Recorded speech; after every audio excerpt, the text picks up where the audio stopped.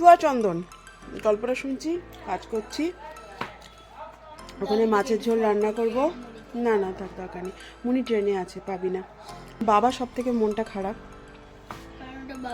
কারণ সত্যি কথা বলতে বাবা রিটায়ারমেন্টের পর একজনকে বলে না একটা আঁকড়ে ধরে থাকার চেষ্টা করে, তা বাবা তার ভাইকে সঙ্গে এমন বন্ধু, আর সকালবেলা এসে ভাই এসে দিয়ে গেছে, এটাই আমার কাছে সত্যি কথা। আর ফোনটা আমি শুধু ভাবছি রাস্তায় ফেলে দিলাম না কি ফেলে দিলাম, মাথা কাজ করছে না, কি করব এই শুধু ভাবছি।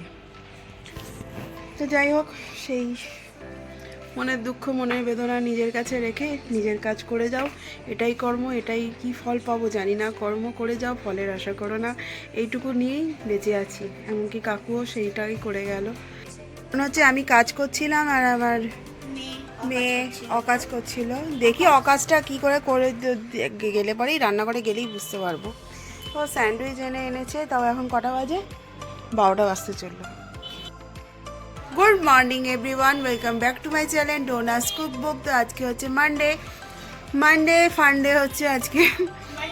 হ্যাঁ, মানডেও ফান্ডে হচ্ছে, সানডে ফান্ডে হয়, মানডেও ফান্ডে হচ্ছে। মনে হচ্ছে আমি কাজ করছিলাম আর আমার মেয়ে অকাজ করছিল।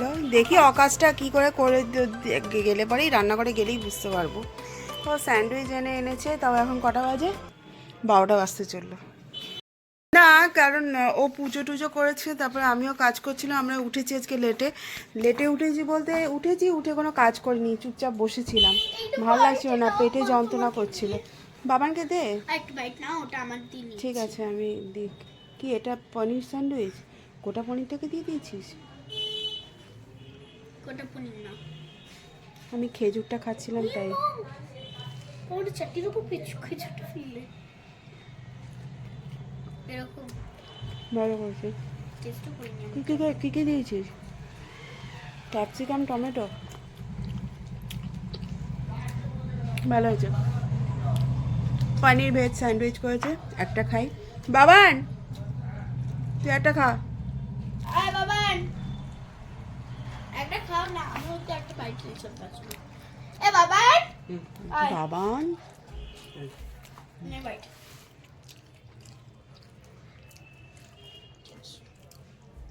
নে নে নে, আমার থেকে একটা নে। মাছ দিয়ে তারপর আলু পনির বেঁচে ছিল,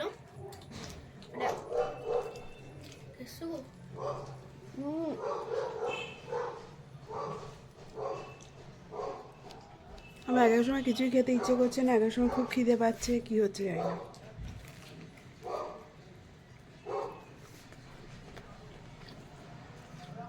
এটা নাকি হয় পিরিয়ড চলাকালীন। তো যাই হোক,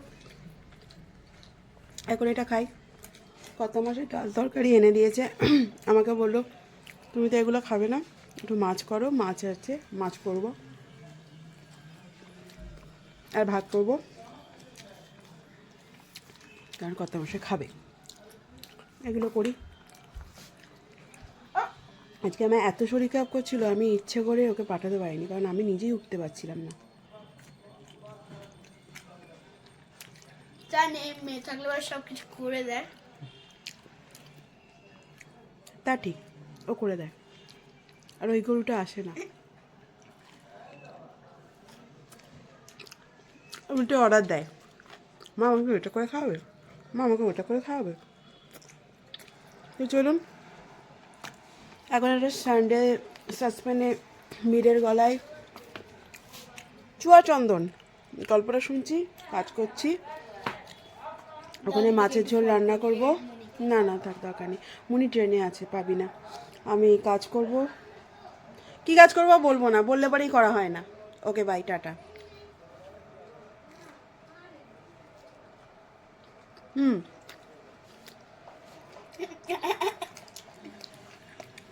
বলবো অসভ্যের মতো খাচ্ছে আর কথা বলছে। ঝাল লাগছে না? না, তো সর্দি হয়েছে বলে ঝাল লাগছে।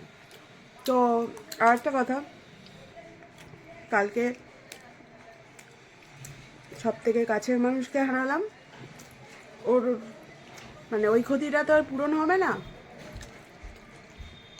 একটা ঘটনা আমি জানি, মানে ওটা শুনেছি, আমার মার কাছে শুনেছি, দূর সোমবার যদি হয় 3 জনের পরপর আসে। তো আমার এই সামনের বাড়ি, যে সামনের বাড়িটা, ওই বাড়ির একটা মানে যে ভদ্রমহিলা ছিল, বয়স হয়েছিল, উনি নাকি ছোটো ছেলে বাড়ি থেকে মারা গেছেন। হলো একটা খবর। মনে মনে ভাবছি আর দুটো খবর যেন ভালো খবর আসুক, খারাপ খবর যেন না আসুক। কিছুদিন পর আমার বান্ধবীর বাবা মারা গেল, দুটো খবর হলো। তারপরেই ভাবছি কাকু হসপিটালে গেছে, কাকুকে নার্সিংহোমে নিয়ে যাওয়া হয়েছে। বাবা বলছে, বাবা সব থেকে মনটা খারাপ,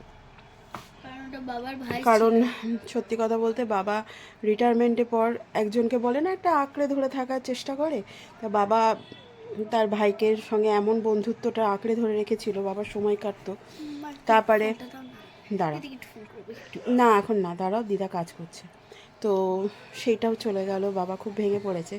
আর আমিও ভেঙে পড়েছি একটা কারণে, কারণ যে কোনো কিছু আমাদের মানে কোনো কিছু একটা কিছু হলে পরেও না জাস্ট একটা ফোন কল, কাকু এরকম হয়েছে, কী করি বলো তো, এই ওষুধটা লাগা, দেখ ফিউ সেকেন্ডের মধ্যে, মানে আমি বলছি এটা মানে কোনো না। লাস্ট আমার পায়ের যখন আমার ইচিংটা হচ্ছে, তখন আমার মা বলল ভিডিও করে একটু পাঠা কাকুকে, কিন্তু সেই সময়টা আমার পেলাম না। মানে কাকু অসুস্থ বলছে আইসিইউতে ভর্তি করেছে, মা এখন কি পাঠাবো এরকম করে বলছি, মা বললো তবুও পাঠিয়ে দেখা না। তো মা বলছে মামনও লাস্টে পাঠাতে পারলো না। আর যখন বাবা বলছে হ্যাঁ আমি এখন ফোন করে বলি যে তুই ওপর থেকে ডাক্তারিটা কর, মানে এটা যে আমাদের কী বড় ক্ষতি, এই ক্ষতিপূরণটা সত্যি আর হবে না। কিছু করার নেই, ভগবান যা করে নাকি ভালোর জন্য করে, এটা যে আমাদের কি ভালো হচ্ছে আমিও নিজে বুঝতে পারছি না। যাই হোক, সেই মনের দুঃখটা নিয়ে আমি ভেবেছিলাম যাব না, কিন্তু মামামের স্যার, মানে ভাই বলি আমি যাকে, ও অনেক দিন ধরে বলেছিল যে বাবা মার একটা সারপ্রাইজ অ্যানিভার্সারি দিচ্ছি দিদি, তুমি যাবে। মানে ওই মেসোমশাই একটু অসুস্থ, অসুস্থ বলতে বাইরে বেরোতে পার না। তো বলছে বাবা তো বাইরে বেরোতে পারে না, তা বাড়ি। তা আমার খুব ভালো লাগলো যে ছেলে হয়ে বাবা মাকে একটা সারপ্রাইজ করছে, সেটাও ভালো লাগলো যে এইটুকু আনন্দ তো ছেলের পক্ষে দেওয়াই যায়, বলছি যেটুকু আনন্দ আমার পক্ষে দেওয়া যায় সেটাই করেছে, আনন্দ করেছে। কিন্তু বিশ্বাস করুন, দুটো কারণে আমার না মানে না মাথা, না মন, না শরীর, মানে এই তিনটে জিনিস আমার সঙ্গে সাই দিচ্ছিলই না। কিন্তু এদের দুজনের জন্য যেতে হবে বলে আমি তাড়াতাড়ি চলে গেছি, আমি ভেবেছিলাম চলে আসবো, কিন্তু আসা হলো না, আস্তে আস্তে লেট হয়ে গেছিলো। ফোনটাকে ফেলে এসেছিলাম ওখানে। যাই হোক, ফোন করে ভাইকে রাতে 11টার সময় বলছে আচ্ছা ফোন আছে ওখানে, বলছে হ্যাঁটা আছে, আর আমি একটু কাল সকালবেলা দিয়ে যাবে। তা আর সকালবেলা এসে ভাই এসে দিয়ে গেছে, এটাই আমার কাছে সত্যি কথা। আর ফোনটা আমি শুধু ভাবছি রাস্তায় ফেলে দিলাম না কি ফেলে দিলাম, মাথা কাজ করছে না, কি করব এই শুধু ভাবছি। তো যাই হোক, সেই মনের দুঃখ মনের বেদনা নিজের কাছে রেখে নিজের কাজ করে যাও, এটাই কর্ম, এটাই কি ফল পাবো জানি না, কর্ম করে যাও, ফলের আশা করো না, এইটুকু নিয়েই বেঁচে আছি। এমনকি কাকুও সেইটাই করে গেল, মানে শেষ যাবার সময় বলছে অনেক কাজ করা বাকি আছে, কি জানি কি হবে। মানে বলে না মানুষের জীবনের সময়সূচি একমাত্র ওপরওয়ালাই রাখে, সে যখন করবে সে তাই সেই জিনিসটা তখনই হবে, তার চেয়ে বেশি সময় সে দেবে না। এটাই হচ্ছে, কারণ আমরা তো জীবন, আমরা তো মানুষ, আমরা ভাবলো যে কে ফোন করছে আবার, মামুন, ঠিক আছে রাখছি। রান্না বান্না না থাকলে কি হলো, কাজ তো ছিল। 2-3 দিন ধরে ঘর মানে শরীরের উপর দিয়ে এমন ঝড় যাচ্ছে, তার জন্য না কোনো কাজ সেরকম করতে পারিনি। আর সব থেকে বড় কথা, নিজের মানুষ যদি চলে যায় তাহলে তো তাকে দেখতে না পাওয়া, সেটার একটা কষ্ট থেকেই যায়, সে তো আর বলে কোনো লাভ নেই। কিন্তু খারাপ লাগছে এই যা মানে মানে বাপের বাড়ি গেলে পরে যে কাকুকে দেখতে পেতাম, সে তাকে আর এখন দেখতে পাবো না, সেটার জন্য না মন মেজাজ ভালো লাগছিল না। আর সত্যি কথা বলতে কর্তামশাই বুঝেইছিল যে মামন হয়তো আজকে রান্না করবে না, আর রান্না করতামও না, হয়তো সেদ্ধ ভাত কি ডাল ভাত করতাম। তা ওই জন্য এঁচোড়ের তরকারি আর ডাল এনেছিল, আর যে দুটো এনেছিল বিশ্বাস করুন আমার খুব একটা ভালো লাগে না খেতে। ভেজ ডালও খুব একটা ভালো লাগে না, আর এঁচোড়ের তরকারিও আমি খেতে পারি না। আমার কেমন মানে কাঁঠাল এঁচোড় এই জিনিসটা খুব একটা বেশি ভালো লাগে না। আর আগের দিন আমি ওই যে বললাম যেতে হয়েছিল মেয়ের স্যারের বাড়ি, তো ওই মেসোমশাই মাসিমা মেসোমশাই অ্যানিভার্সারিতে, তো সেখান থেকেও আমার কর্তামশাই যায়নি বলে খাবার পাঠিয়ে দিয়েছিল। তার জন্য চিকেনটা গরম করে রেখেছিলাম, মিষ্টি চাটনি এই টুকটাক জিনিস আমি দিয়ে দিলাম, কারণ কর্তামশাই যা কাজ চলছে, সে সকালবেলায় মানে ভোরবেলায় বেরোচ্ছে, রাত্রেবেলায় ঢুকছে, কখন তার খাওয়া দাওয়ার কোনো ঠিকই নেই। আজকে দুপুরবেলা বলেছিল খাবো, সে খেতে এলো বিকেলবেলায়। সে মানুষটা তখন আর এত রিচ জিনিস জাতীয় খেতে পারবে? খেলে পরে তো শরীর খারাপ করবে। তার জন্যই আমি একদম পাতলা ফুলকপি দিয়ে পাতলা ঝোল করেছিলাম, একটু পেঁয়াজ টমেটো দিয়ে, আদা টাদা কিচ্ছু দিইনি। আর কাজ করছিলাম আর রান্না করছিলাম, তো তার মধ্যে অত কিছু করে উঠতেও পারিনি সত্যি কথা বলতে। তা কত মশা বলছে, আমি ভেবেছিলাম তুমি মাছ ভাজা করবে আর ডাল দিয়ে খেয়ে নেবে। আর এই যে এবার সাফাই অভিযান চলুক, তাড়াতাড়ি করে নিই, না তো সকাল থেকে করা হয়নি, ভর্তি হয়ে গেছে। রাত্রেবেলার ডিউটি, রান্নার ডিউটি যেহেতু কর্তামশায়, তা আমি বলেছিলাম যে দেখো তোমার খাটাখাটনি যাচ্ছে, তোমাকে কিছু করতে হবে না, আমি রুটি করছি আর একটু তরকারি আছে, তরকারি দিয়ে খেয়ে নেবে। আর মেয়ের একটুখানি মানে সর্দি ঠান্ডা লেগেছে, তো ও কিছু খেতে গেলে বলছে ঝাল লাগছে, তাই হচ্ছে গুড় দিয়ে রুটি খাবে। বলে তুমি ওদেরকে নিয়ে বসো, পড়াও। আর এই ব্যাপারটা না কর্তামশায় ধৈর্য নেই, ও বলে তুমি পড়াও, আমি ঠিক করে দিচ্ছি। করতে হবে না বলেছি, তারপরে বলে আমি কিছু করব না, এমন কিছু করব না। সেই দেরি হয়ে যায়। তা দেখলাম যে রাত্রেবেলায় আবার, যেহেতু কদিন ধরে বলছিল কড়াইশুঁটি কচুরি করব, তা করা হচ্ছিল না, তো আজকে আবার করেছে। কি আর বলবো। তাই মেয়েকে একটু বকেছি, তাই মেয়ে একটু পরে এসেই খেলো। আর পরীক্ষার সময় না কিছুতেই মানে এটা করব না সেটা করব না বলেই যায়, এবার ওই নিয়ে একটু বকাবকি হয়েছে, তাই একটু খেতে দেরি হয়েছে, আমাদের 10টা বেজে গেছিলো। তা যেদিকে ছেলে আর এদিকে আমি বসে পড়লাম, কর্তামশাই নিজে কিছু খেলো না, তাই এটাই রাগ উঠে। তখন আমি বলি যে নিজে কিছু খাবে না? বলছে না, আসলে কর্তামশাই ভাতই খেয়েছে বিকেল 5টার সময়। তো বললো যে আমি তো 5টার সময় ভাত খেয়েছি মা, মনে হয় আমার সত্যি কিছু খেতে ইচ্ছা করছে না। আর সন্ধ্যেবেলা শুধু চা করেছিলাম, চা খেয়ে খাওয়া হয়েছিল। আর এখানে এত বড় বড় আলু, আমি শুধু ওই একটা আলুই নিয়েছি, আমি বেশি আলু নিইনি, একটু ঝোল দিয়ে মাখিয়ে মাখিয়ে খেলাম। করে খুব সুন্দর, কিন্তু খেতে ভয় লাগে সত্যি কথা বলছি। তবে অনেক দিন পর কড়াইশুঁটি কচুরি আর আলুর দম খেলাম, অনেক দিন পর। কর্তামশাইয়ের হাতে কচুরিটা খুব সুন্দর হয়। আমার হাতে যেমনি ডালপুরিটা ভালো হয়, কর্তামশাইয়ের হাতে কচুরিটা ভালো হয়। তা আমি বললাম কি গো, তুমি হঠাৎ আজকেই কচুরি বানালে? না কালকে তো বিয়ে করেছিলাম, তাই আজকে আইবুড়ো ভাত খাওয়ালাম ভালো করে। না ও সকালবেলা আমি ভালো খাওয়াইনি বলে তুমি রাতেরবেলা কচুরি আর আলুর দম দিয়ে আইবুড়ো ভাত খাওয়ালে? বলছে হ্যাঁ।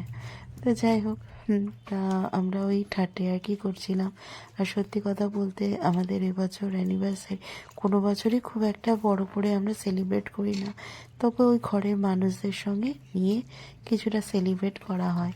তো এবছর কারোরই মনের অবস্থা ভালো নেই, তার জন্য আমরা আর কিছু ভাবিও নি।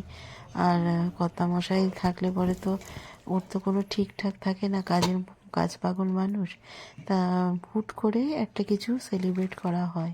তাই এবছর আমি আর সত্যি কথা বলতে করিনি, কারণ আমি খুব ভীতু মানুষ। আমি আগেই বলেছি যে আনন্দ করার সময় অনেক থাকবে, কিন্তু পরীক্ষার সময় পেরিয়ে যাবে, বা এই পড়াশোনার সময়টা পেরিয়ে যাবে। তা ছেলে মেয়েদের জন্য আমরাই স্যাক্রিফাইস করি, তো করি বলতে আমরা বলতে আমি আমার মধ্যেই স্যাক্রিফাইসটা করেছি, কারণ কর্তামশাই এইসব নিয়ে কোনো মাথা ব্যথা নেই, হলে হলো, না হলে আরও ভালো। তাই বলাতে ছেলেমেয়েরা একটু ক্ষুণ্ণ, একটু রাগ হয়ে আছে যে পরীক্ষাটা কি হয়েছে। বললাম না, পরীক্ষাটা হয়ে যাক, তারপরে দেখুন আনন্দ করতে গেলে বাড়ির লোকজনকে তো দরকার পড়বেই, আর বাড়ির লোকজনের যদি মন মেজাজ ভালো না থাকে, আনন্দটা আর কি আনন্দ থাকে। তাই আমরা ভেবেছি এবছরটা থাক, পরের বছর দেখা যাবে। তো পরীক্ষা শেষ হলে তখন একটা কিছু ভাবা যাবে বা কিছু, এটাই ভেবে রেখেছি, এটাই আপাতত বলে রেখেছি। আর মেয়ের মুখ চোখটা ফোলা দেখেছেন তো, এই এখন কদিন ধরে দেখতেই পাবেন মুখ চোখ ফোলা। এই পড়তে বসানোর সময় এই শুরু হবে। তো যাকে আজকের মতো এখানেই বকবক শেষ করলাম। যদি কিছু ভালো লেগে থাকে লাইক শেয়ার কমেন্ট করবেন, আর আমার চ্যানেলটাকে একটু সাবস্ক্রাইব করে দেবেন। আর আপনারা অল টাইম হাসি খুশি থাকবেন। আর বড়োদেরকে প্রণাম জানাই, ছোটোদেরকে বুক ভরা ভালোবাসা জানাই। ভিডিওটা যেদিন যাবে মানে 28শে জানুয়ারি, আমরা দুজন কপতি দুজনে দিল্লির লাড্ডু খেয়েছিলাম, বুঝতে পেরেছেন তো। তাই এবার 17 বছর হতে চললো, ব্যাস আর কি। এক যুগ তো পার করেই এসছি, এবার আর এক যুগ পার করার দিকে পা হাঁটছি। তা আপনারা সকলে আশীর্বাদ করবেন যেন এরকমভাবেই যেন পেরিয়ে যেতে পারি। আর কিছু করার মানে আর তো কিছু বলার নেই। তো দেখা যাক কী হচ্ছে। আর আপনারা আশীর্বাদ করবেন যেন ভালো থাকি আমরা দুজনে। আর দুজনে ভালো থেকেই এভাবে যেন সংসারটাকে হাসতে খেলতে মানে হাসি ঠাট্টা করেই পার করে দিতে পারি। আর কি বলবো ভেবে পাচ্ছি না। তো ঠিক আছে, আজকের মতো এখানেই বিদায় নিলাম। দেখা হবে কালকে। শুভরাত্রি।